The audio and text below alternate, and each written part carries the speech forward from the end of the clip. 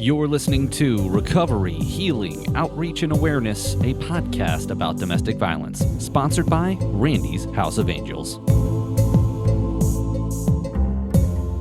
Domestic or intimate partner violence is a complex and silent epidemic that affects millions of people worldwide. To respond to the overwhelming issues associated with domestic violence, Randy's House of Angels has produced a series of podcasts that will bring this epidemic to the forefront of public consciousness and break the silence that often shrouds it. This is Paul Miller, producer of this program, and by creating a dedicated platform, Randy's House of Angels hopes to create a safe space for survivors, advocates, and experts to share their stories, insights, and knowledge. A series of topics will be discussed that can offer vital support and resources to victims and survivors, helping them realize that they are not alone and that there is help available. It can also serve as a catalyst for raising awareness and fostering necessary conversations within families, communities, and institutions to empower individuals, foster empathy, and inspire collective action toward eradicating domestic violence while creating a safer, more compassionate society. We invite you to access the podcast by going to randysHouseofangels.org. On today's podcast, we will discuss the importance of understanding the intersection of love, tradition, and the complexities of intimate partner violence. How cultural norms and expectations shape attitudes toward relationships and affect power dynamics within intimate partnerships. We will discuss the impact on children and what occurs in the home and approaches to prevention that take cultural factors into account, including education and awareness tailored toward specific communities. Joining us today is Dr. Samuel Benbow. Dr. Samuel R. Benbow is an associate professor in the Department of Social Work and Gerontology at Shippensburg University of Pennsylvania. Dr. Benbow has worked for several years in the mental health field in such roles as intensive case manager, intensive and resource case manager supervisor, behavioral specialist consultant, mobile therapist, and the director of residential treatment facilities prior to his tenure as a full-time tenured track faculty at the Shippensburg University of Pennsylvania in 1998. The facilitator of today's podcast is Dr. Ellen Smith. Ellen Smith, MD, retired after 30 years of teaching and practicing family medicine in the Harrisburg area. Her undergraduate studies were at Hollins University, and she completed her medical degree at the Penn State University College of Medicine in Hershey, PA. In addition, she completed a family medicine residency at Lancaster General Hospital. Since retiring, she has studied adversity, how a traumatized brain works, and how to bounce back and become more resilient. She is passionate and appreciative of the opportunity to educate thousands of people about these topics. She also volunteers at the Trinity Preschool of Harrisburg, a grant-funded, inner-city, trauma-informed preschool. Finally, she has developed a tool called the Personal Resilience Planner, which takes the above concepts and provides a practical way to look at strengths, trauma responses, resilience, and how to progress in these areas over time.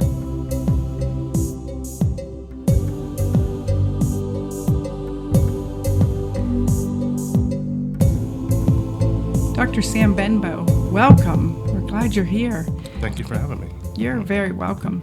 Today we're talking about exploring how cultural traditions impact domestic violence, and over time in these podcasts we've been talking about various things in terms of domestic violence and how it shows up and how people manage and how people get out when that's appropriate. And you talk about the intersection of love, tradition, and complexities of intimate partner violence.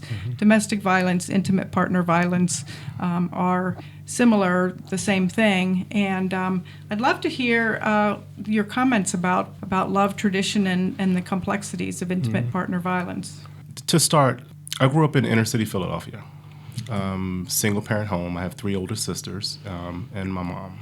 These are the places where you learn what love is, what relationships are, how to behave in a relationship, be it as the only boy, how I'm supposed to treat my sisters.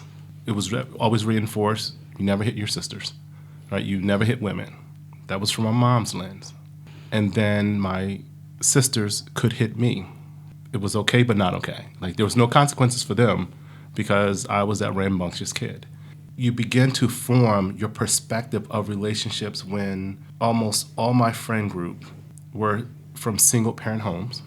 My two friends that had dual parents, both of the women were stay at home, and their husbands worked, and one worked, and we never had, I think of Mr. Al, never ever did the kids get in trouble, my friends get in trouble, because they had to deal with mom, and then dad would come home. And dad would leave first thing in the morning and not come home to the evening. And then Ronnie, his dad, Mr. Mack, worked a newspaper stand, always had these side hustles going on. His wife was at home, and anything that happened in their home, wait till dad got home, right? And so it was, what was the message that was being reinforced to me about relationships, right? That the man ruled the house. Even though I'm in a house full of a woman and three women, and three sisters, and my mom and three sisters, I'm still getting that reinforcement, not from home, but from every other place in my world.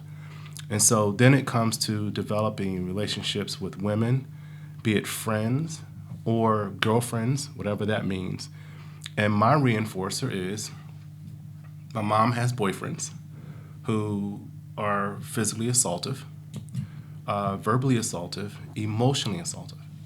And so, and it's okay, because it's not one experience, it's a number of different boyfriends. At one point, we used to call them uncles, right? Uncle so-and-so. And I can think of some of these guys.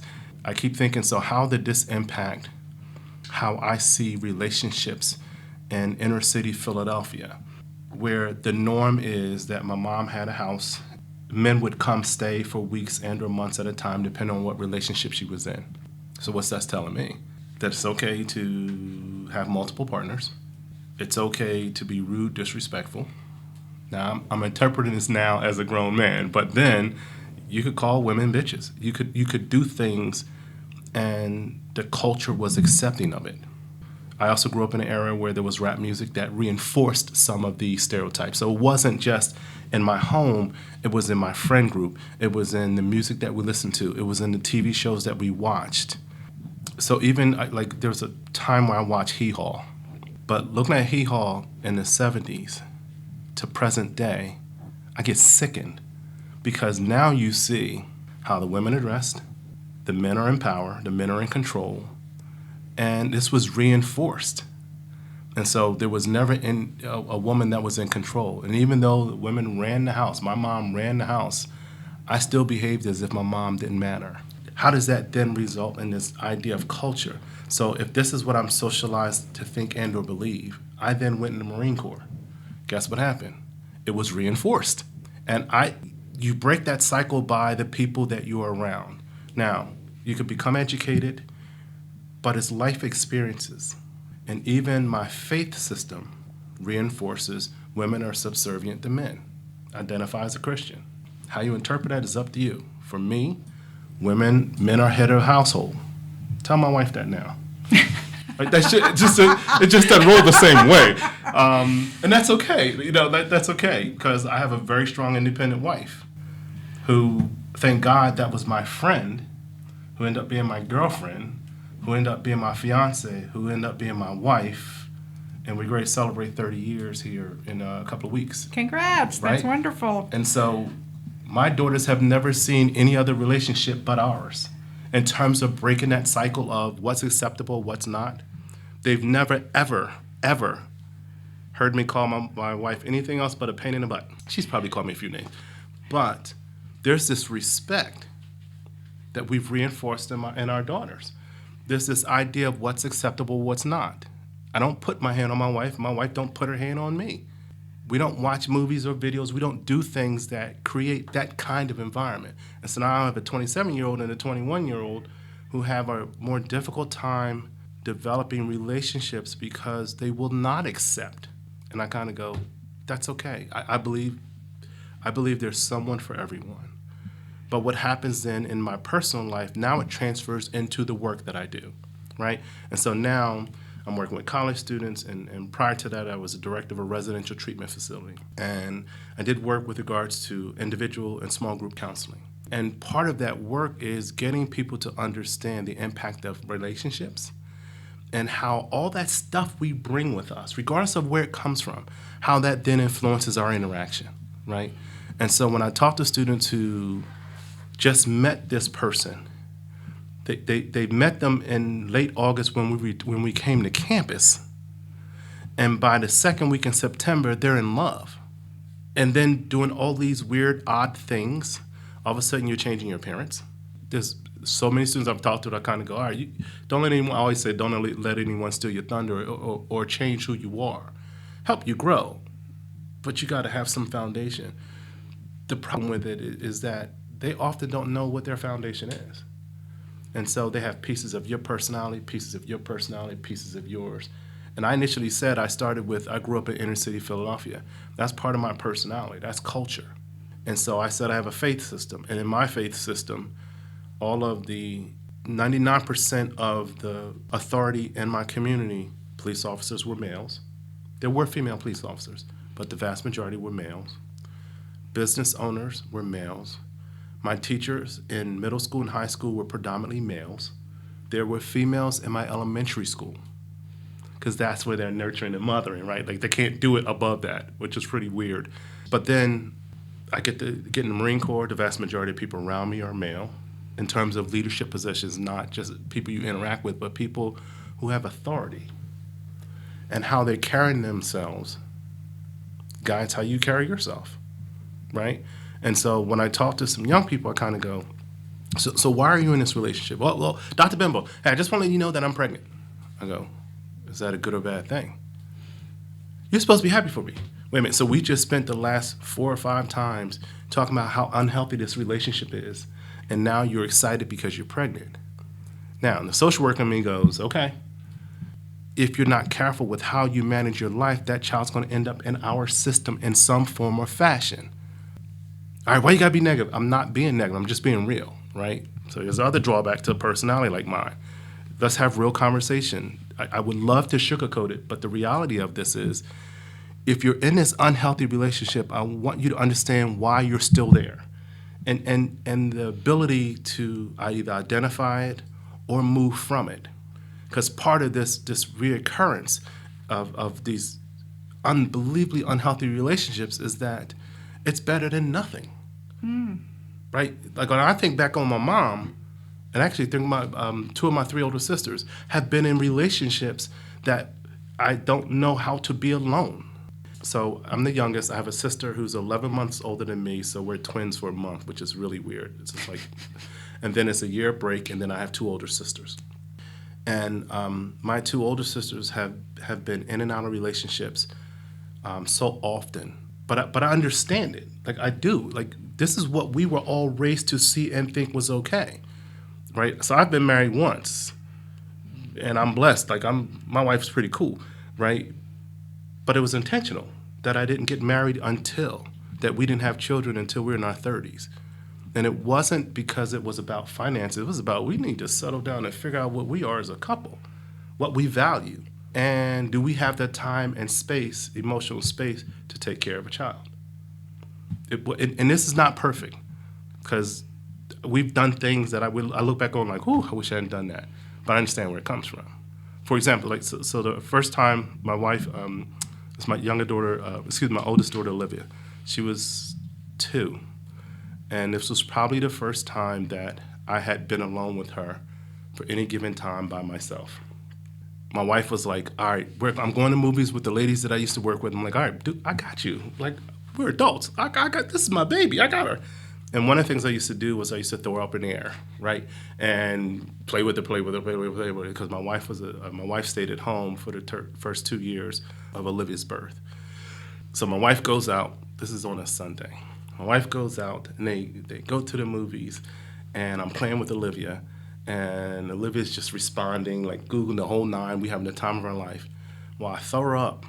Just where I threw her up, her head hits the fan. The fan was isolated. My response was, oh my gosh, I'm getting in trouble. I'm a grown man thinking about getting in trouble by my wife for throwing my child up in the air. And my daughter cried. You know, we laughed about this now. She cried. And I was trying to get her to stop crying. I'm trying to do all these fun things, and she's crying, and she has this gash. And the fan, thank God the fan wasn't going super fast, but it was going. And so just throwing up like I normally throw up. But here's the funny thing, is we talk about this. The funniest thing about that experience is I was more worried about my wife, about getting in trouble with my wife, than I was about my child. And I had to now this is me somewhat feeling accomplished. This is me professionally, I'm in a different place. This is not my girlfriend. This is not my fiance. This is my wife. We have years of, and I'm scared about the reaction of my wife. I'll never let you be home with the kids, like all kinds of weird stuff that goes through your mind. But when I finally got myself settled, I said, hey, babe, you know what? I threw Olivia up in the air and she knocked herself in the head. And, that was dumb. She's like, oh, my baby. Of course, she grabbed her. And oh, my baby. I'm like, I didn't kill a child. Like, she's still good. Because by that time, she had stopped crying. We were laughing and joking, whatever.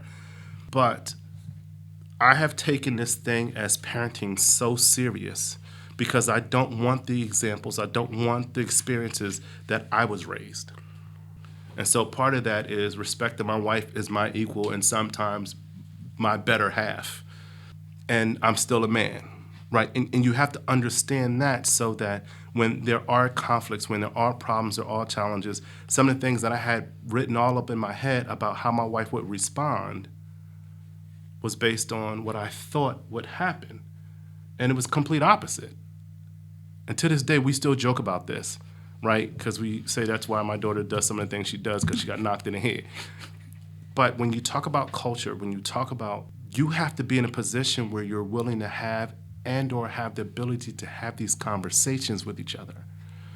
And if you're not, and you just accept things the way they are guaranteed to repeat themselves. And if I see it in you and I don't say anything about it, I'm reinforcing that this behavior was okay. And so when I talk to students, when I talk to, when I was in a director of a residential treatment facility, you're talking about teenagers who think that this person is their life. So I don't have to listen to my parents. I don't have to listen to X, Y, and Z. This person is my life. And I kind of go, because of all these messages that you've heard, right? And so part of this is unwrapping and untangling this mess that that's become the norm for you. Right? And so to be called out your name is the norm. And you know what I mean, because I now am from Mechanicsburg. I was originally born in Philadelphia. I paid taxes in Mechanicsburg. Guess where I'm from? Mechanicsburg. That's a very different perspective because I respect how I grew up, what I knew, what I didn't know, and my life experiences in Philadelphia. But that was 18 years. Well, what happened to the other 40 years? I had all these other life experiences.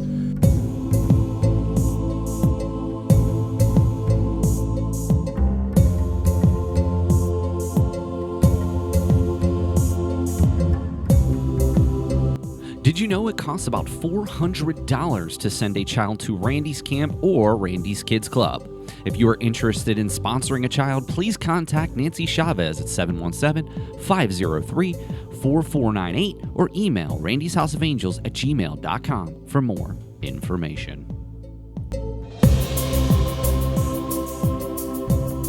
The other thing that happens when we talk about culture is if you don't align yourself, so when I align myself to rap music, when I align myself to friends who are single parents and or friends who have dual parents, but they fit the traditional role of don't let your dad come home and see that something's broken. Don't let your dad, right? We were afraid of, I think of Mr. Mackey and Mr. Al now. We were, as kids, intimidated by them as if they were our fathers. They didn't joke, they didn't play, they didn't show up for anything. And I'm that complete opposite dad. I go to everything. Like I'm blessed that I was able to create my life schedule, that I took my daughters to took my daughters to school every single day up until like 10th grade, where they had driver's license, and picked them up from the bus stop every day. School was in session. But I worked at a college where I could manipulate my schedule so that I didn't teach classes before this time and I left campus at this time, right? And that was my thing. There was some examples around me. Like I have a mentor who's probably in his early 80s now. Bob Hewitt. And he was the first man of color, man of God, who was my professor in the 80s, and we just developed this relationship and kept it going.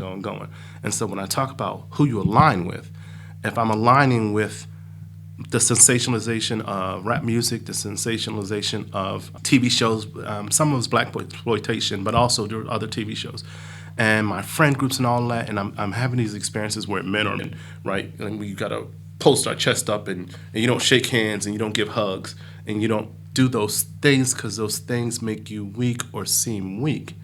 And you have to be like, so at 12 years old, I was sexually active.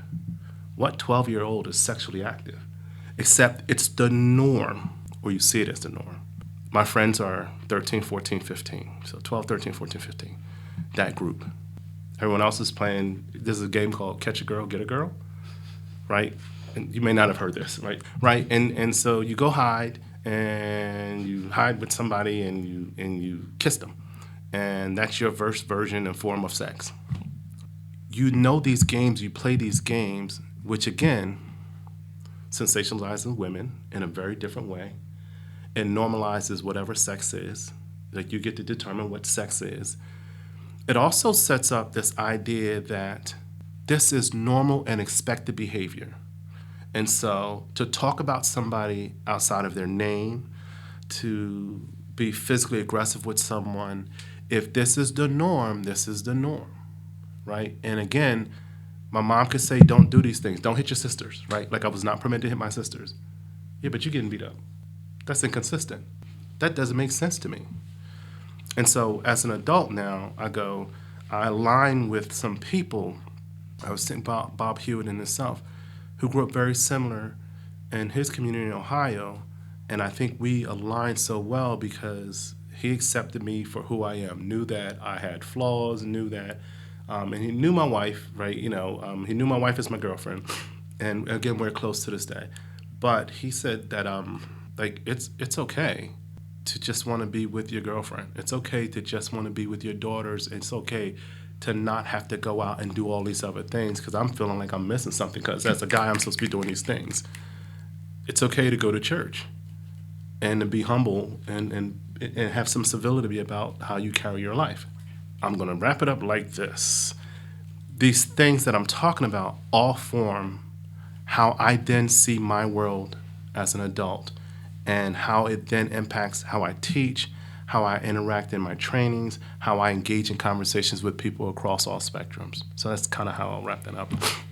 Oh, man, fantastic. I want to talk about, you've touched on this, but I want to focus on stigma and secrets. Mm-hmm. So much of what you've just described is about stigma and secrets. Mm-hmm. The stigma of you can be hit, but you can't hit, and yep. The secrets of the games mm-hmm. and the rap music and things like that. So can you speak to stigma and secrets? Sure. So sometimes, like from a cultural lens, secrets are what's kept in the house. House meaning my physical location, house meaning within my friend group, within the people who know me, who know my community, right? So there's some things that I don't have to say. And so when we talk about domestic violence, I knew automatically that as an adult, my friends, both of so Mr. Mack and Mr. Al, like they were abusive to their wives. We just never talked about it. And they were abusive to their kids. Like my mom was abusive to me. My mom was getting beaten up. My mom had syphilis, right? My mom was dating a married police officer who would spend his shift at our house doing drugs with my mom. And like you don't share that with other people. That's the unwritten stuff, right? And if you say something about it, then you're not in allegiance with the family, right? Or you're not in allegiance with the group or with the community. Because it happens more often than not. You just don't talk about it. Talking about it is a sign of weakness. So what do? If you're in a relationship, like, so the one time, my freshman year, I got out of the Marine Corps, I came to college. That December, for winter break, I go home. My middle sister is physically beat up by her longtime lover. It's her boyfriend. He's the all in all. She dropped out of school, ran away from home because of Gerald. Like it was that kind of, I love him and I'll do whatever he say kind of craziness. So this was hidden from me. Like, I'm part of the family. I'm part of the group. Why would you not tell me this is going on?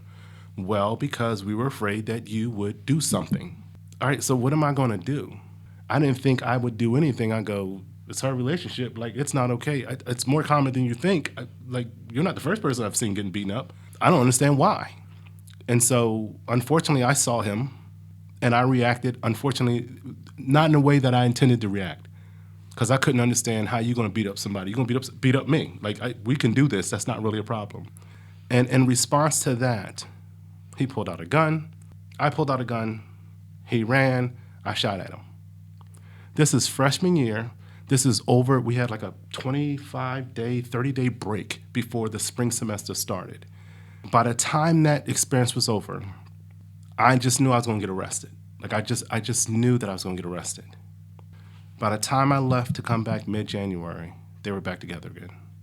So, what if I had shot him? It was an issue of aiming while he was running. What if we had gotten something significantly worse than just shooting him? Like, I would have killed him or would have permanently damaged him. Couldn't trust that my sister would not have pressed charges against me.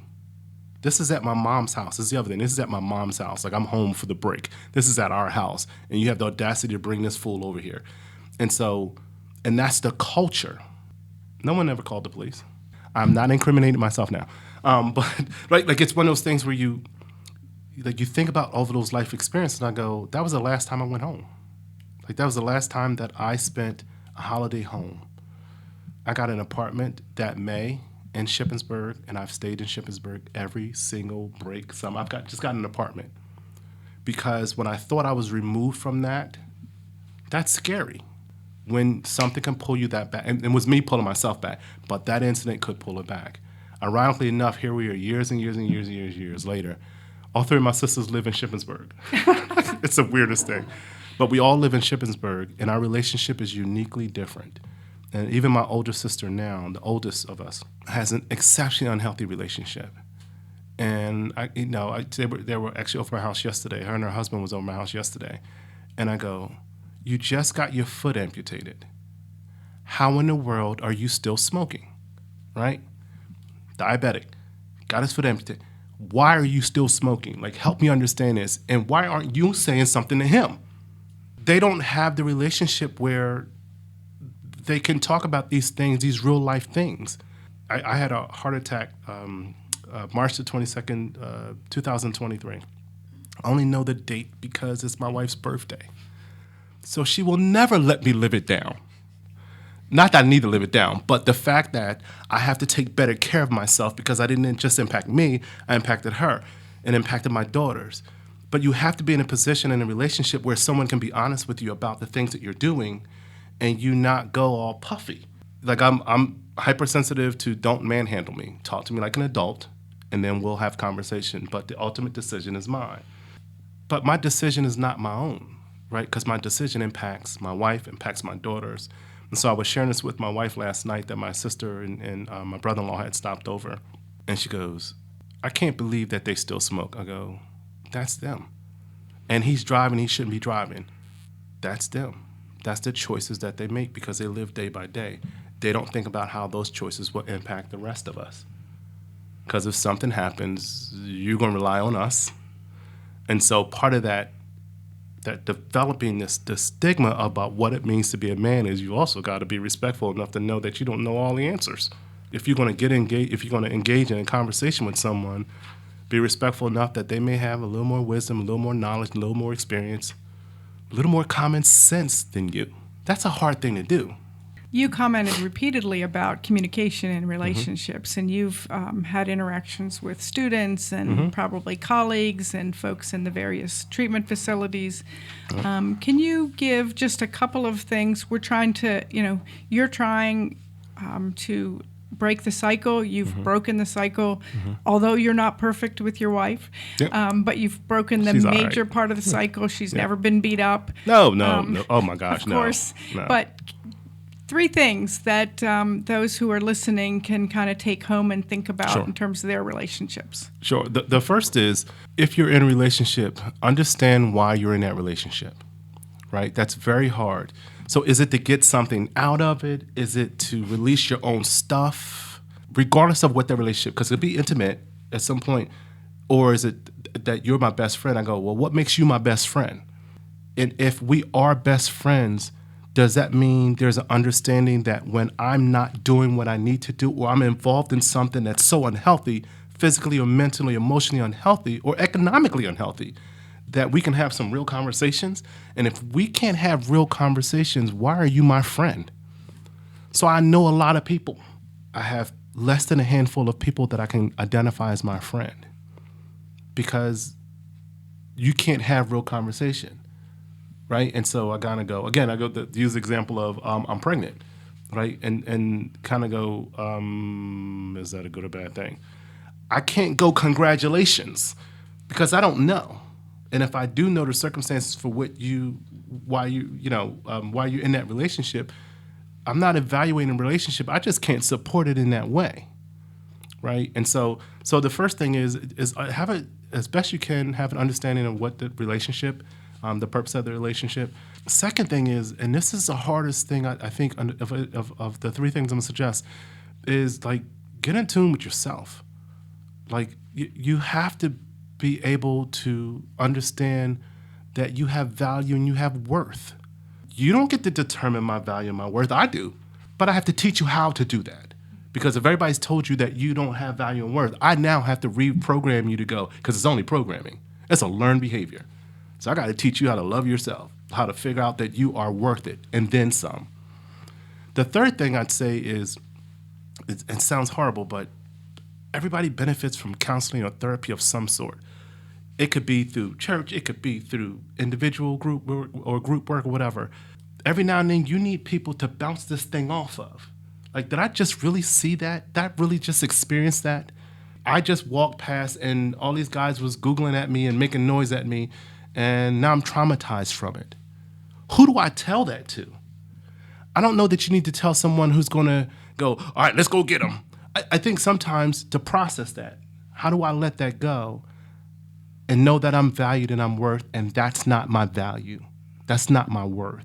And so again, I go back to the idea of one, any relationship you get into, why are you in it? Second, spend some time working on yourself. Be okay understanding who you are and giving yourself the much needed value and worth that you truly have and are. And the third thing, more importantly, reach out to other resources, support systems. And again, I talk about counseling and therapy because I'm a social worker. But it doesn't have to be in that form. Like, it could be someone, like I have a mentor.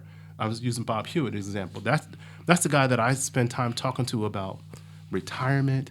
I'm talking to him about life choices, about how to buy a house, how to save money, how not to get mad when something happens that I think offends me, and how I can channel that energy. And it goes beyond just him saying, hey, you just need to pray about it. He says, pray about it, but then you need to act. If I didn't have people in my life like that to give me some of those kinds of gems, I can't tell you where I would be, right? But I don't know that I'd be in the same place in terms of satisfaction in my life the way I am. Right. So something that I've heard that I think you're telling us is that we teach people how to treat us. Mm-hmm. And so you've shown others how you want to be treated as a man, yep.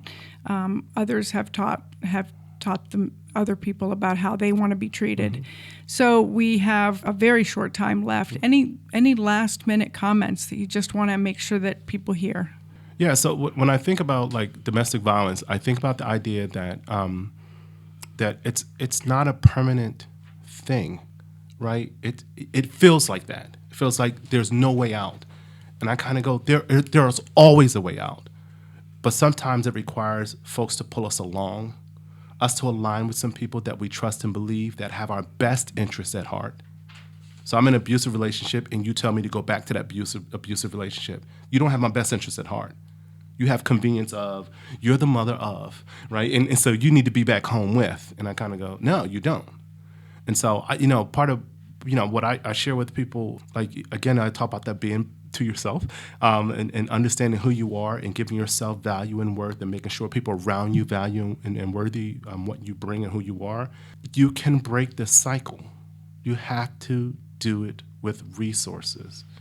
And my last statement is, there's this movie with Tom Hanks, and he's stuck on this island and he has that volleyball. Mm-hmm. Now, so here's the sad thing. Tom Hanks, throughout that daggone movie, talks about this character Wilson and humanizes Wilson. That there's a part of the movie where he falls asleep on the raft and Wilson drifts off. And if you remember nothing else, that daggone volleyball, when that thing drifted off, all of us who watched the movie was like, oh my gosh, Wilson. It wasn't a person, it was a volleyball. But we had given so much time and attention, and I'm saying, you know what? We're more value than a volleyball. And we see people around us every single day. We have to give them value. We have to give them worth. So if I know something's going on, I'm telling you, I'm going to step in. And I think we all have that responsibility. And I don't mean jump into your relationship. I mean pull you to the side, maybe have conversation, link you to resources and so forth. So that's kind of how I want to leave that, if that makes sense. That makes a lot of sense, and you're going to provide some resources which you're going to put on the webpage, and that's wonderful. Dr. Sam Benbow, thank you so much for your time and talents and wisdom. Keep doing it. Absolutely. So thank you. Thank you.